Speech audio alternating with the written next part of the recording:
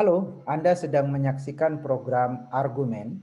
Dalam program ini kita akan membahas isu-isu seputar kebebasan sipil atau kebebasan individu, baik pada ranah politik, ekonomi, sosial, budaya, maupun ranah keagamaan. Dalam kesempatan kali ini kita akan membahas mengenai harapan bagi pemenuhan hak-hak sipil minoritas seksual di Indonesia. Namun sebelum lebih jauh kita membahas itu, barangkali teman-teman ada di sini yang belum subscribe channel ini, silahkan lakukan itu sekarang. Anda juga bisa membagikan konten-konten yang ada di dalam channel ini kepada teman-teman kita yang ada di luar. Semoga dengan itu forum kita ini bisa tetap semarak, bisa terus hidup, dan mudah-mudahan memberi manfaat bagi sebanyak mungkin orang. Baiklah, saya akan mulai dari satu gambar. Barangkali teman-teman pernah lihat gambar ini. Ini adalah gambar Surya Kutsang bersama pasangan gay-nya. Dua orang ini melangsungkan pernikahan di Thailand beberapa waktu yang lalu. Sebetulnya peristiwa ini biasa saja ya. Peristiwa pernikahan itu biasa. Banyak sekali orang yang melakukannya setiap hari. Tetapi ini menjadi tidak biasa ketika Surya Kutsang memposting foto ini ke media sosial miliknya dengan harapan ya seperti harapan kita semua bahwa kalau kita ada momen kegembiraan kita posting itu di Facebook, di Instagram dan seterusnya. Yang bermasalah adalah ketika dia posting momen kegembiraan ini bukannya mendatangkan bahagia tetapi justru memicu orang untuk mencaci maki pasangan ini, melakukan bullying terhadap mereka, bahkan mengancam. Yang paling miris adalah bahwa cacian, ancaman, dan bullying itu tidak datang dari Thailand, negara di mana mereka berdua melangsungkan pernikahan itu. Dia datang dari negara kita, Indonesia. Karena itu kemudian ini jadi pemberitaan di media ya. Saya cuplik ini dari Jakarta Post misalnya.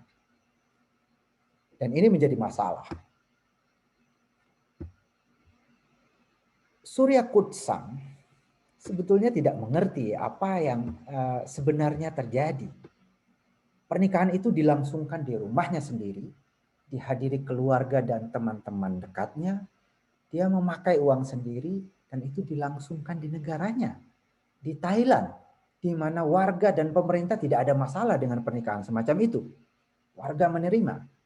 Lalu pertanyaannya adalah, kenapa serangan itu justru datang dari Indonesia? Saudara, diskriminasi terhadap komunitas homoseksualitas memang sangat sering terjadi di Indonesia. Saya kira peristiwa yang terbaru, yang terakhir ya, yang memicu perdebatan publik adalah peristiwa pada September 2020. Saat itu polisi menangkap 56 orang di sebuah apartemen di Kuningan, Jakarta. Polisi berdalih bahwa penangkapan itu dilakukan pada para pelaku pesta gay. Para gay dilarang berpesta di negara ini. Dari sini saja ini sudah masalah ya. Kita belum bicara tentang hal-hal lain yang besar. Kita bicara tentang pesta. Apakah di negara ini pesta dilarang? Saya kira tidak. Banyak sekali orang di luar sana yang melakukan pesta. Ada pesta pernikahan, ada pesta sunatan, ada pesta kelulusan, ada pesta wisuda. Di kampung-kampung ada pesta panen misalnya. Para nelayan juga berpesta ketika mereka datang dari laut mengambil ikan. Bahkan ada pesta kematian. Ketika orang berduka juga ada pestanya. Dan itu dilakukan oleh banyak orang setiap hari. Tapi di antara mereka saya kira tidak ada yang ditangkap gara-gara melakukan pesta itu. Kecuali pesta itu benar-benar ilegal. Nah, kenapa ketika yang melakukan pesta itu adalah gay, itu kemudian jadi bermasalah? Nah, dari sini saja kita melihat betapa diskriminatifnya tindakan aparat terhadap kawan-kawan yang sedang melakukan pesta itu. Perilaku diskriminatif aparat ini disambut oleh media yang melakukan pemberitaan yang menyudutkan korban. Alih-alih memberi ruang bagi para korban untuk bersuara, media justru ambil bagian dalam aksi intoleransi yang dimulai oleh aparat itu. Salah satu media online terbesar misalnya, saya kutip di sini, detik.com, memberi judul berita videonya dengan "Ini tampang penggagas pesta gay hot space." Tendensius, cenderung menyudutkan korban. Ada semacam penggiringan opini bahwa mereka ini kriminal. Nah, ini tampangnya. Nah, itu yang diperlihatkan oleh salah satu media terbesar. Dan di mana-mana banyak sekali pemberitaan yang mungkin jauh lebih sadis dan lebih diskriminatif daripada ini. Seberapa besar sebetulnya kebencian dan resistensi pada kelompok LGBTIQ di Indonesia? Apakah benar-benar tidak ada harapan bagi kelompok LGBTIQ untuk hidup dan mendapatkan haknya sebagai warga negara yang setara? Nah, mari kita lihat satu persatu. Akhir tahun 2019, Kejaksaan Agung mengeluarkan kebijakan menolak mereka yang memiliki orientasi LGBTIQ dalam proses penerimaan calon pegawai negeri sipil. Kebijakan diskriminatif ini dengan cepat menuai protes publik. Salah satu yang melayangkan protes itu adalah Partai Gerindra. Dalam akun resminya di Twitter, partai ini menyatakan dengan tegas, "Yang terhormat Kejaksaan RI, kami tidak setuju dengan keputusan penolakan Kejaksaan Agung terhadap calon pegawai negeri sipil CPNS dengan orientasi seksual LGBT. #Suara Gerindra." Barangkali tweet ini mungkin tidak akan lagi ditemukan di Twitter ya, tapi banyak media massa yang memposting ulang tweet ini melalui pemberitaan mereka. Saya sendiri mengutip ini dari CNN Indonesia yang terbit tanggal 28 November 2019. Walaupun pengurus partai ini kemudian membantah mendukung kelompok LGBTIQ, tapi dengan sangat jelas mereka mendukung hak-hak sipil yang setara bagi kelompok LGBTIQ. Hal ini menarik menurut saya karena dukungan eksplisit ini datang dari sebuah partai politik yang bukan hanya menjadi salah satu parpol dengan massa terbesar, tapi juga dikenal dekat dengan arus politik Islam konservatif. Kita tahu Gerindra dan Pak Prabowo dalam beberapa pemilu terakhir itu berkoalisi atau berada di dalam arus besar politik Islam Indonesia. Dia tidak hanya berkoalisi dengan partai Islam, tetapi juga didukung oleh massa atau gerakan Islam di luar parlemen. Jadi dengan sangat jelas kita bisa menemukan bahwa Gerindra atau Pak Prabowo itu dekat dengan kekuatan Islam. Nah, menjadi menarik bahwa partai yang dekat dengan kekuatan Islam Indonesia itu justru memberikan pernyataan yang eksplisit melalui akun Twitternya membela hak-hak kewargaan kelompok minoritas seksual. Nah, dukungan dari partai politik ini mestinya menyiratkan satu hal, yaitu bahwa gerakan pemenuhan hak-hak sipil bagi kelompok minoritas seksual LGBTIQ itu mulai mendapatkan pengaruhnya di masyarakat. Narasi hak-hak sipil dan kesetaraan mulai menjadi bahasa yang diterima dan dimengerti. Lembaga tempat saya bekerja, Saiful Mujani Research and Consulting, itu melalui survei opini publik pada 2017 menemukan bahwa ada 58% masyarakat Indonesia yang mengenal dan tahu LGBT. Dari yang tahu itu, 87,6% diantaranya mengaku bahwa kelompok ini cukup atau sangat mengancam. 81,5% yang meyakini LGBT dilarang oleh agama. Sekitar 80% keberatan untuk bertetangga dengan kelompok LGBT. Dan di atas 80% juga keberatan jika kelompok LGBT menduduki jabatan sebagai presiden, gubernur, bupati, atau wali kota. Tetapi kalau kita lihat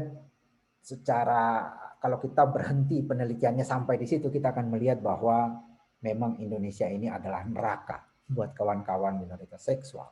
Sepertinya tidak ada harapan. Namun demikian, sekalipun komunitas LGBT nampak seolah tidak punya tempat di tengah warga negara, Namun ketika pertanyaan dikerucutkan pada pengalaman warga sendiri, jawabannya menjadi berbeda.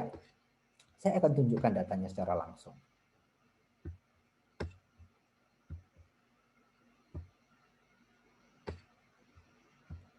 Nah ini, ketika kalau kita tanya secara umum, tadi ya datanya sangat merisaukan sebetulnya, seolah-olah kelompok LGBT sama sekali tidak punya tempat di Indonesia. Tapi kalau pertanyaannya kita kerucutkan, bagaimana bila di antara keluarga Anda justru ada yang LGBT? Apakah akan tetap menerimanya sebagai anggota keluarga atau tidak? Mulai berubah jawabannya. Ada 45% yang menyatakan ya akan tetap menerima. Masih ada 53% yang menyatakan tidak akan menerima. Tapi ini sudah berubah peta persepsi atau peta dukungan pada LGBT. Kalau orang lain yang LGBT ya mereka nolak. Tetapi kalau keluarganya sendiri bagaimana? Sudah mulai berimbang. Ada yang menolak, tetap menolak, tentu saja masih cukup tinggi 53%, tapi yang menerima mulai lebih banyak. Dia resisten kalau LGBT itu di luar sana, bukan bagian dari keluarganya, tapi kalau keluarganya dia akan tetap menerima sebagai anggota keluarga. Lalu kemudian kita tanyakan lagi, apakah LGBT punya hak hidup di negara kita? Suaranya menjadi berbalik. Yang dominan justru yang menyatakan bahwa LGBT punya hak hidup di negara kita. Ada 57%, 57,7% yang menyatakan kelompok LGBT memiliki hak hidup di negara ini.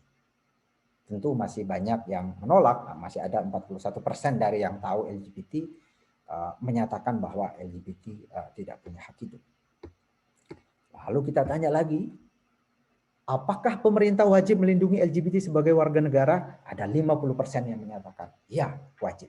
Jadi kalau kita lihat tadi, sepertinya tidak ada harapan, tapi kalau kita kerucutkan, kita hadapkan publik pada realitas yang sesungguhnya, bagaimana kalau kelompok LGBT itu adalah anggota keluarga Anda? Mereka punya hak hidup tidak di negara kita? Mulai berubah. Ya saya benci LGBT, saya tidak suka, dia mengancam, dia dilarang agama, tapi soal hak hidup ya dia tetap punya hak hidup. Dan pemerintah menurut 50% wajib melindungi kelompok LGBT ini. Oke. Intinya adalah sekalipun komunitas LGBT nampak seolah tidak punya tempat di tengah warga masyarakat kita, namun ketika pertanyaan dikerucutkan pada pengalaman warga sendiri, jawabannya menjadi berbeda. Seperti yang tadi sudah kita jelaskan ya. Nah, di sini jelas terlihat bahwa resistensi pada LGBT tidak otomatis muncul dalam bentuk penolakan pada hak-hak kewarganegaraan mereka. Dukungan pada pemenuhan hak-hak tersebut lumayan kuat di masyarakat.